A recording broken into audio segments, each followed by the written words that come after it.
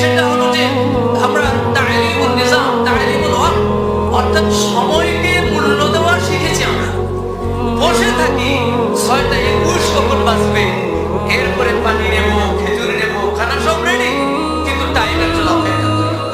বসে থেকে সেহরির সময়টা কখন শেষ হবে ততক্ষণ পর্যন্ত আমরা খাবো। মুমিনের জীবনটা একটা টাইম শিডিউলে চলবে, টাইম অপচয় করবে না। এটা মারাত্মক জিনিস।